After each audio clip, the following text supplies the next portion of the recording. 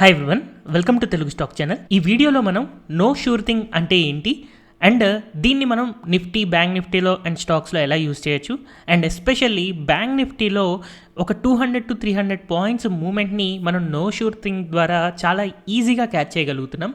So అది ఎలాగా అనేది మనం ఈ వీడియోలో డిస్కస్ చేసుకుందాం. అయితే యాజ్ ఎ ప్రొఫెషనల్ ట్రేడర్ నేను ఎప్పుడు సజెస్ట్ చేసేది ఏంటి అంటే ప్రైస్ యాక్షనే మనకి చాలా వరకు క్విక్ సిగ్నల్స్ ఇస్తుంది, చాలా తొందరగా మనకి సిగ్నల్ ఇస్తుంది. ఎప్పుడైతే మనకి ఒక బ్రేక్అవుట్ వచ్చిందో అలాంటప్పుడు ట్రేడ్ చేస్తేనే మనకి ఎక్కువసార్లు ప్రాఫిట్ రావడానికి ప్రాబిలిటీ ఉంటుంది. కాకపోతే మనం ఎమోషనల్గా చాలాసార్లు ఫేక్ సిగ్నల్స్లో ఇరుక్కుంటూ ఉంటాం అనమాట. ప్రైస్ యాక్షన్ మల్టిపుల్ టైమ్స్ మనకి ఫేక్ సిగ్నల్స్ ఇస్తూ ఉంటుంది. అందుకని కంప్లీట్గా ప్రైస్ యాక్షన్ మీద డిపెండ్ అవ్వకుండా కొన్నిసార్లు మనం కొన్ని ఇండికేటర్స్ని యూస్ చేయాల్సి వస్తుంది. లైక్ మూవింగ్ యావరేజెస్ అవ్వచ్చు, ఆర్ఎస్ఐ అవ్వచ్చు, ఆసిలేటర్స్, ఎంఏసిడి, ఇలాగా మనం రకరకాల ఇండికేటర్స్ని కనుక మన ప్రైస్ యాక్షన్కి యాడ్ చేసుకుంటే సిగ్నల్స్ని ఇంకా ప్రాపర్గా మనం గెస్ చేయగలుగుతాం. అందుకోసమనే చాలామంది స్టూడెంట్స్ లేకపోతే ట్రేడర్స్ ఎవరైతే ఉన్నారో వాళ్ళు ఎప్పుడు కూడా కంటిన్యూస్గా రీసెర్చ్ అండ్ డెవలప్మెంట్ చేస్తూ ఉంటారు.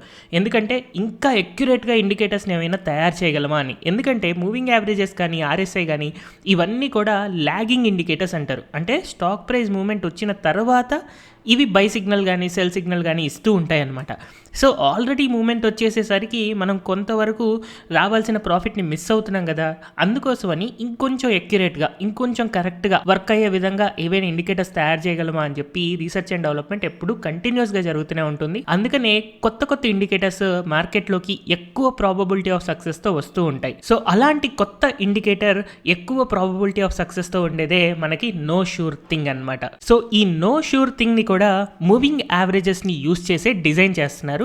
కాకపోతే ఇది ఇంకొంచెం అక్యురేట్గా జనరల్ మూవింగ్ యావరేజ్ కంటే కూడా ఇంకొంచెం అక్యురేట్గా మనకి సిగ్నల్స్ ఇస్తూ ఉంటుంది. అయితే ఈ నో షూర్ థింగ్ని యూజువల్గా ఎలా క్యాలిక్యులేట్ చేస్తారు అనేది మనం చూద్దాం. First of all rate of చేంజ్ని మనం కనుక్కోవాలన్నమాట.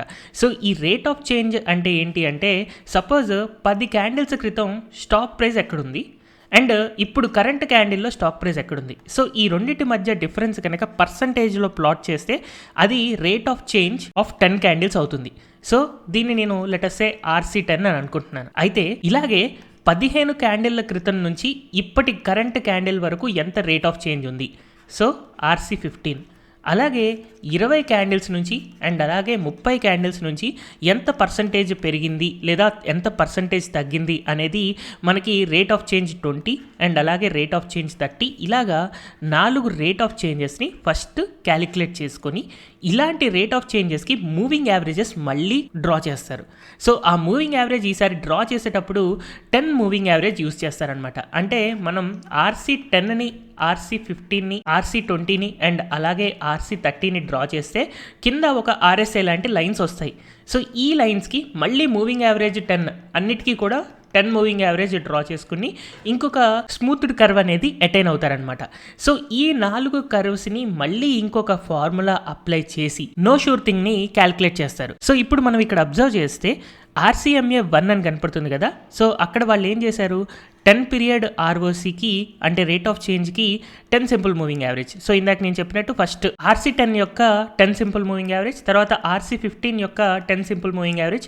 సో వీటన్నిటిని ఒక ఫార్ములా వైజ్గా ఇక్కడ డిఫైన్ చేసుకొని దీన్ని ఇలా మల్టిప్లై చేస్తూ యాడ్ చేయడం వల్ల మనకి నో షూర్ థింగ్ అనే ఒక ఇండికేటర్ వస్తుంది.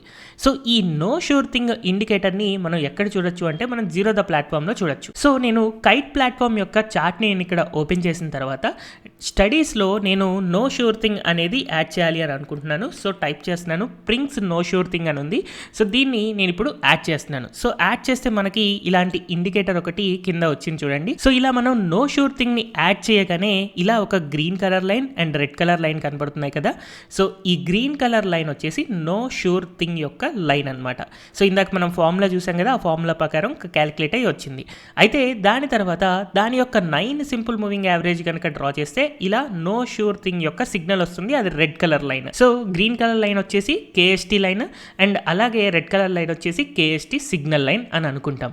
అయితే ఎప్పుడైతే KST లైన్ అనేది కింద నుంచి పైకి 0 గనక క్రాస్ ఓవర్ అయింది అంటే అలాంటప్పుడు మనం బ్యాంక్ నిఫ్టీలో ఒక 100 పాయింట్స్ మినిమం అప్సైడ్ మనం చూడొచ్చు. యూజువల్గా 200 to 300 పాయింట్స్ మూవ్మెంట్ కూడా చాలా ఈజీగా వస్తూ ఉంటుంది. సో 15 మినిట్ చార్ట్లో నేను ఎంట్రీ అండ్ ఎగ్జిట్ కండిషన్స్ ఇచ్చి బ్యాంక్ నిఫ్టీకి నేను బ్యాక్ టెస్ట్ చేసినప్పుడు చాలా మంచి రిజల్ట్స్ కనిపించాయి. ఒకసారి దాన్ని నేను మీకు చూపిస్తాను and entry and exit conditions చెప్తాను. సో జనవరి మంత్ నుంచి నేను ఇక్కడ మీకు రిజల్ట్స్ అనేది చూపిస్తున్నాను.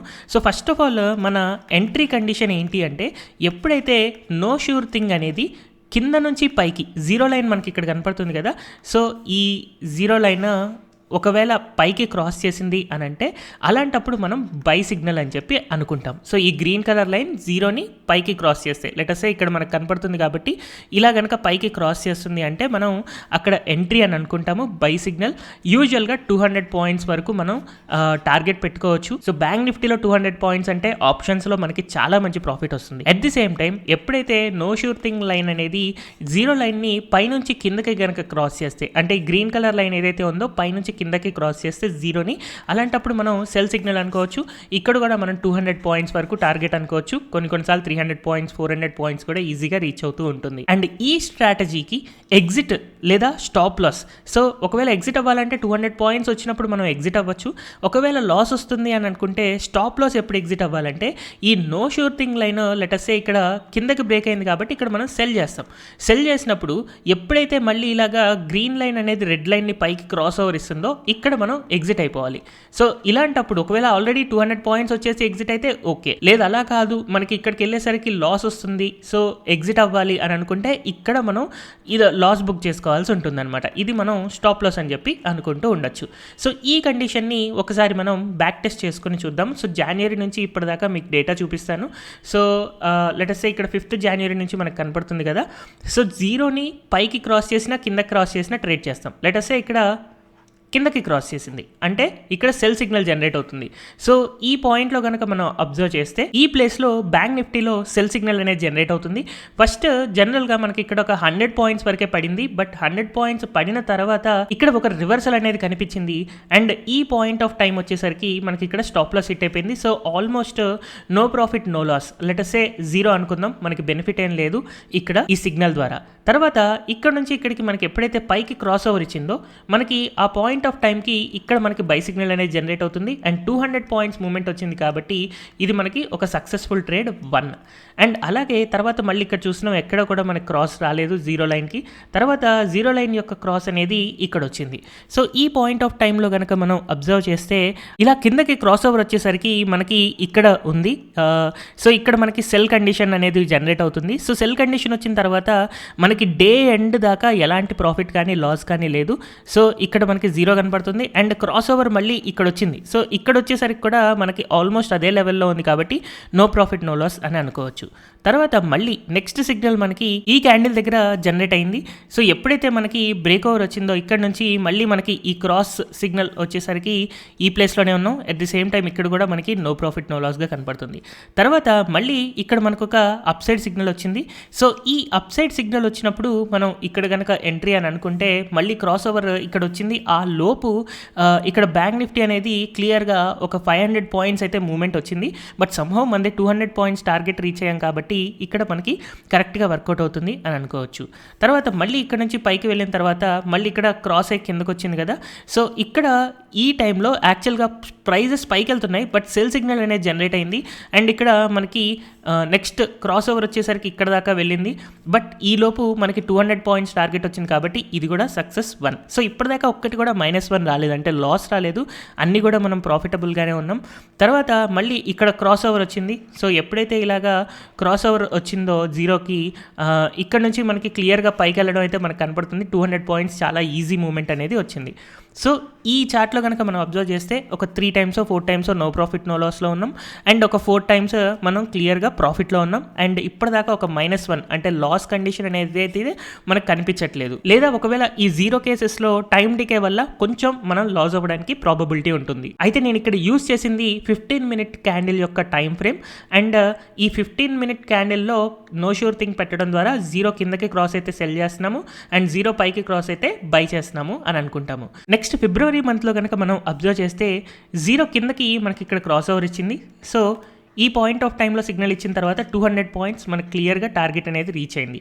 తర్వాత మళ్ళీ మనకి పైకి ఇక్కడ క్రాస్ ఓవర్ డే స్టార్టింగ్లో ఇచ్చింది. సో ఇక్కడ నుంచి 200 పాయింట్స్ మనకు మూమెంట్ వచ్చింది. సో ఇది కూడా 1. సో మనకి ఇది కరెక్ట్ అయింది. తర్వాత ఇంకెక్కడ సిగ్నల్ రాలేదు అండ్ రీసెంట్గా మనకి ఇక్కడ సిగ్నల్ వచ్చింది. సో ఈ పాయింట్ ఆఫ్ టైంకి మనకి ఇక్కడ ఉంది మార్కెట్ అండ్ ఇక్కడ నుంచి ఇక్కడికి డే పడిపోయింది. So signal correct. సో ఈ మంత్లో మనకి 3 టైమ్స్ సిగ్నల్ ఇచ్చింది అండ్ 3 టైమ్స్ మనకి కరెక్ట్గానే వర్కౌట్ అవుతూ ఉంది. సో ఆల్మోస్ట్ నేను ఇప్పటిదాకా చూసిన దాంట్లో బ్యాంక్ నిఫ్టీలో అయితే మనకి నో షూర్ థింగ్ ఎప్పుడైతే పైకి క్రాస్ ఓవర్ ఇస్తే ఈజీగా ఒక 200 పాయింట్స్ మూవ్ అవుతుంది. ఇన్ కేస్ ఈజీగా 200 పాయింట్స్ మూవ్ అవ్వకపోతే డే ఎండ్ దాకా స్టాక్ ప్రైస్ అనేది అక్కడే కన్సాలిడేట్ అవుతుందే తప్ప రివర్స్ అయి షార్ప్గా పడడం అనేది చాలా తక్కువగా జరుగుతూ ఉందన్నమాట. సో అందుకని బ్యాంక్ నిఫ్టీలో మీరు ప్రైస్ యాక్షన్తో పాటు ఈ నో షూర్ థింగ్ని కూడా యాడ్ చేసుకుంటే ఎక్కువ ప్రాబబిలిటీ ఆఫ్ సక్సెస్తో మీరు ట్రేడ్ చేయడానికి పాసిబిలిటీ ఉంటుంది. అయితే నిఫ్టీలో ఎంత బాగా వర్కౌట్ అవుతుంది అనేది మీరు ఒకసారి బ్యాక్ టెస్ట్ చేయండి. అది వర్కౌట్ అవుతుంది అంటే యూజ్ చేయొచ్చు, లేదు అని అంటే వేరే ఇండికేటర్ ఏదైనా మీ ప్రైస్ యాక్షన్ స్ట్రాటజీకి యాడ్ చేసుకోవచ్చు. అండ్ అలాగే ఈ నో షూర్ థింగ్ అనేది స్టాక్స్ యొక్క ట్రేడింగ్లో కూడా కొన్నిసార్లు మనకి హెల్ప్ఫుల్గా ఉంటుంది అండ్ ఇంట్రాడే ట్రేడింగ్లో కూడా హెల్ప్ఫుల్గా ఉంటుంది. సో నేను ఒకసారి స్టాక్స్లో ఇది ఎంతవరకు వర్కౌట్ అవుతుందా లేదా అని బ్యాక్ టెస్ట్ చేయడం కోసం కొన్ని స్టాక్స్ని ఒక చిన్న స్ట్రాటజీ రాసి బ్యాక్ టెస్ట్ చేసి చూపిస్తాను.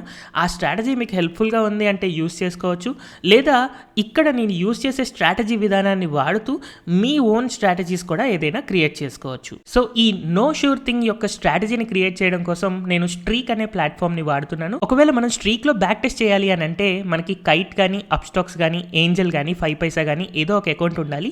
సో నాకు ఆల్రెడీ స్ట్రీక్ ప్లాట్ఫామ్ యొక్క అల్టిమేట్ ప్లాన్ ఉంది. సో నేను కైట్ ప్లాట్ఫామ్ని యూస్ చేస్తున్నాను. సో నేను ఇక్కడ ఒక స్ట్రాటజీని, చాలా సింపుల్ స్ట్రాటజీని బ్యాక్ టెస్ట్ చేయాలి అని అనుకుంటున్నాను. సో నో షూర్ థింగ్ అని నేమ్ ఇవ్వడం కోసం KST అని చెప్పి క్రియేట్ చేస్తున్నాను. సో ఫస్ట్ ఆఫ్ ఆల్ ఈ ప్లేస్లో మనం కొన్ని స్టాక్స్ని యాడ్ చేసుకోవచ్చు. సో ర్యాండమ్గా ఈ మధ్య ఎక్కువ న్యూస్లో ఉన్న స్టాక్స్ని నేను కొన్నిటిని యాడ్ చేస్తున్నాను. సో మనం కొన్ని స్టాక్స్ని యాడ్ చేసిన తర్వాత ఇక్కడ నేను క్యాండిల్ స్టిక్ కాకుండా హైకెనాషి చార్ట్ యూస్ చేస్తున్నాను. జస్ట్ ఒక ఎగ్జాంపుల్ కోసం చెప్తున్నాను. కావాలనుకుంటే మనం క్యాండిల్ స్టిక్ కూడా యూస్ చేసుకోవచ్చు. సపోజ్ మీరు బ్యాంక్ నిఫ్టీలో టెస్ట్ చేయాలి అని అనుకుంటే ఒకసారి క్యాండిల్ స్టిక్ అండ్ అలాగే ఒకసారి హైకెనాషిలో కూడా టెస్ట్ చేసి రిజల్ట్స్ ఎలా ఉన్నాయి అనేది మీరు అబ్జర్వ్ చేయొచ్చు. సో ఇక్కడ నేను 15 మినిట్ టైం ఫ్రేమ్ తీసుకుంటున్నాను. జనరల్గా మనం ఎంత ఎక్కువ టైం ఫ్రేమ్ తీసుకుంటే అంత తక్కువ సిగ్నల్స్ వస్తాయి అండ్ తక్కువ సిగ్నల్స్ వచ్చినప్పుడే మన ప్రాబబిలిటీ ఆఫ్ సక్సెస్ అనేది ఎక్కువగా ఉంటుంది. అయితే ఇంట్రాడే బేసిస్లో కనుక ట్రేడ్ చేయాలి అని అనుకుంటే 15 మినిట్స్ అనేది అట్లీస్ట్ మనం యూస్ చేయాల్సిన time frame. So 15 minute time ఫ్రేమ్లో నేను యూజువల్ స్వింగ్ ట్రేడింగ్కి వర్కౌట్ అయ్యేలాగా CNC నార్మల్ని యూస్ చేస్తూ ఉన్నాను. సో యూస్ చేసి లెటర్స్ జస్ట్ బ్యాక్ టెస్ట్ కాబట్టి 1 క్వాంటిటీ అయినా 10 క్వాంటిటీ అయినా సేమ్, ఎందుకంటే మనం పర్సంటేజ్ ప్రాఫిట్ని యూస్ చేసుకుంటాం. మనం అది స్ట్రాటజీ వర్కౌట్ అవుతుందా లేదా తెలియడం కోసం. సో ఇలాగా కొన్ని ఆప్షన్స్ సెలెక్ట్ చేసుకున్న తర్వాత నెక్స్ట్ క్లిక్ చేస్తున్నాను. సో ఇక్కడ మనం ఎంట్రీ కండిషన్ రాయాల్సి ఉంటుంది. సో ఎంట్రీ కండిషన్ చాలా సింపుల్గా రాస్తున్నాను. నో షూర్ థింగ్ అనే ఇండికేటర్ని మనం యూస్ చేసుకుంటున్నాం. బై డిఫాల్ట్ ఇక్కడ ఏవైతే ఉన్నాయో అవే మనం యూస్ చేసుకుంటూ ఉంటాం. సో ఇందాక నేను ఎక్స్ప్లెయిన్ చేసినట్టు 10 ROC తీసుకుంటారు, 15 ROC, 20 ROC అండ్ 30 ROCని తీసుకుంటూ ఉంటారు. దానికి సంబంధించిన 10 SMAని యూస్ చేస్తూ ఉంటారు. అయితే ఇక్కడ మనం టైప్లో ఫస్ట్ KST ఎప్పుడైతే KST సిగ్నల్ వచ్చింది అని అనుకోండి, అలాంటప్పుడు మనం బై చేయాలి అనే సింపుల్ కండిషన్ నేను ఇక్కడ తీసుకుంటున్నాను. సో ఇక్కడ KST అని ఉంది కదా, అలాగే సిగ్నల్ కూడా ఉంటుంది. సో ఫస్ట్ నేను KST తీసుకొని డన్ క్లిక్ చేస్తున్నాను. క్రాసెస్ ఎబోవ్, సో ఎప్పుడైతే మనకి ఒకసారి పైకి క్రాస్ చేస్తే బుల్లిష్ మొమెంటం వస్తుంది అని అనుకోవచ్చు. So crosses above KST signal తీసుకోవాలి అని అనుకుంటున్నాను. సో KST అని టైప్ చేసుకుంటే మనకి ఇక్కడ సింపుల్గా ఈ KST బదులు సిగ్నల్ని యూస్ చేసి డన్ క్లిక్ చేస్తాం. సో హైకెనాషి చార్ట్లో సింపుల్గా KST crosses above KST signal నేను యూస్ చేస్తున్నాను. సో చాలా simple entry condition, just testing purpose మాత్రమే నేను యూస్ చేస్తున్నాను. అండ్ అలాగే నెక్స్ట్ నేను ఇక్కడ క్లిక్ చేసి let us say stop loss 3% and target 6% అని అనుకుంటూ నెక్స్ట్ క్లిక్ చేస్తున్నాను. సో ఈ సింపుల్ కండిషన్ని నేను సేవ్ అండ్ బ్యాక్ టెస్ట్ చేస్తే నాకు కండిషన్స్ అయ్యి మనకి రకరకాల సిగ్నల్స్ కనిపిస్తున్నాయి. ఇన్ఫీలో ఒక 3% ప్రాఫిట్ కనబడుతుంది, ఆస్ట్రాల్లో 5%. సో ఇలాగా కొన్ని స్టాక్స్లో అయితే మనకి ప్రాఫిటబుల్ స్ట్రాటజీతోనే క్లియర్గా కనపడుతుంది. అండ్ ఇక్కడ మనం ఓవరాల్ సిగ్నల్స్ కనుక మనం అబ్జర్వ్ చేస్తే 44 win signals and 55 loss signals. So 1:2 risk reward తీసుకున్నాం కాబట్టి మనకి ఇక్కడ ప్రాఫిటబుల్గా కనపడుతూ ఉంది. అయితే ఇదే స్ట్రాటజీ అన్ని స్టాక్స్లో వర్కౌట్ వర్కౌట్ అవుతుందా అంటే వర్కౌట్ అవ్వకపోవచ్చు. నేను ఇక్కడ కొన్ని స్టాక్స్ మాత్రమే మీకు చూపించాను. మేబీ రిమైనింగ్ కొన్ని స్టాక్స్లో మనకి చిన్న చిన్న లాసెస్ అనేవి వస్తూ ఉండొచ్చు. సో ఇన్ కేస్ మనది ఏదైనా తెలిసిన స్ట్రాటజీ ఉండి దాంట్లో దీన్ని యాడ్ చేసుకోవాలి అని అనుకుంటే ఈ సిగ్నల్ వచ్చిన తర్వాత, లేకపోతే కేఎస్టీ అబోవ్ కేఎస్టీ సిగ్నల్ ఉంటే బుల్లిష్లో ఉన్నట్టు, అండ్ అలాగే కేఎస్టీ బిలో కేఎస్టీ సిగ్నల్ ఉంటే బెరిష్లో ఉన్నట్టు అన్న కండిషన్స్ని కూడా మనం యూస్ చేసుకుంటూ స్ట్రాటజీస్ని క్రియేట్ చేసుకోవచ్చు. అండ్ అలాగే బ్యాక్ టెస్ట్ చేయడం కోసం ఈ స్ట్రీక్ ప్లాట్ఫామ్ని యూస్ చేసుకుంటూ ఉండొచ్చు. అండ్ ఏదైనా స్టాక్ మనకి బుల్లిష్ మొమెంటంలో ఉంది అని అనుకున్నప్పుడు ఇలాంటి క్రాస్ ఓవర్ వస్తే, అంటే రీసెంట్గా ఓఎన్జీసీ, పవర్ గ్రిడ్, హిండాల్కో ఇవన్నీ బుల్లిష్ మొమెంటంలో ఉన్నాయి. సో బుల్లిష్ మొమెంటంలో ఉన్న వాటిల్లో ఇది మనకి ఇంకా బాగా వర్కౌట్ అవుతుంది అనమాట. అందుకే వేరే స్టాక్స్తో కంపేర్ చేసుకుంటే మనకి ఈ 3 స్టాక్స్లో బుల్లిష్ మొమెంటంలో ఉంది కాబట్టి చాలా ఎక్కువ ప్రాఫిట్స్ కనపడుతూ ఉన్నాయి. బట్ ఎక్కడ ఎంట్రీ అవ్వాలి అన్నప్పుడు మనకి ఈ నో షూర్ థింగ్ యొక్క క్రాస్ ఓవర్ అనేది ఎక్కువ హెల్ప్ఫుల్గా ఉంటుంది. అంటే మనకి లెటర్సే బ్యాంక్ నిఫ్టీ అప్ ట్రెండ్లో ఉందని తెలుసు, బట్ మనం ఎక్కడ ఎంట్రీ అవ్వాలి? సో ఎక్కడ ఎంట్రీ అవ్వాలంటే ఇలాగ ఈ గ్రీన్ కలర్ లైన్ వచ్చేసి రెడ్ కలర్ లైన్ పైన, అంటే కేఎస్టీ సిగ్నల్ పైన కనుక ఎప్పుడైతే క్రాస్ ఓవర్ ఇస్తుందో ఇక్కడ బుల్లిష్ మొమెంటం మనకు కొంచెం స్టార్ట్ అవుతుంది అని క్లారిటీ వస్తుంది. సో ఇక్కడ మనం యూజువల్గా బై చేసుకోవచ్చు. సో బై చేసుకున్న తర్వాత మనకి క్లియర్గా మళ్ళీ బుల్లిష్ మొమెంటం వస్తూ ఉంది. తర్వాత ఎప్పుడు ఎగ్జిట్ అయిపోవచ్చు? ఇక్కడ మనకి క్రాస్ ఓవర్ కిందకి వస్తుంది కాబట్టి ఈ టైంలో షార్ప్ కిందకి పడింది చూసారా? సో ఇక్కడే ఎంట్రీ సిగ్నల్ అనేది మనకి జనరేట్ అవుతూ ఉంది. అండ్ అలాగే మళ్ళీ మనకు ఒకసారి ఇలా పైకి క్రాస్ ఓవర్ ఇచ్చినప్పుడు మనకు ఒక బుల్లిష్ మొమెంటం రాబోతుంది అని చెప్పి మనకి అర్థమవుతుంది. ఇక్కడ కొంచెం బుల్లిష్ మొమెంటంకి స్టాపేజ్ వచ్చింది అని చెప్పి క్లియర్గా కనపడుతూ ఉంది. సో ఇలాగా కేఎస్టీ సిగ్నల్ని మనం క్రాస్ ఓవర్స్ని కూడా యూస్ చేసుకోవచ్చు. అండ్ స్పెషల్గా బ్యాంక్ నిఫ్టీలో ఒక 200 పాయింట్స్ మూమెంట్ క్యాచ్ చేయాలి అని అనుకుంటే జీరో లైన్ని పైకి క్రాస్ చేస్తుందా కింద క్రాస్ చేస్తుందా అని నేను స్టార్టింగ్లో చూపించాను కదా, అది యూస్ చేసుకుంటూ మనం బ్యాంక్ నిఫ్టీలో ట్రేడ్ చేసుకోవచ్చు. అండ్ నిఫ్టీలో ఎలా వర్కౌట్ అవుతుంది, ఎన్ని పాయింట్స్ మూమెంట్ మనం గెస్ చేసుకోవచ్చు అనేది మీరు ఒకసారి టెస్ట్ చేయడం ద్వారా ఈ నో షూర్ థింగ్ని మీరు కూడా ఈజీగా అర్థం చేసుకోగలుగుతారు అండ్ దీని ఇంపార్టెన్స్ తెలుసుకోగలుగుతారు అని అనుకుంటున్నాను. Thank you everyone for watching this video.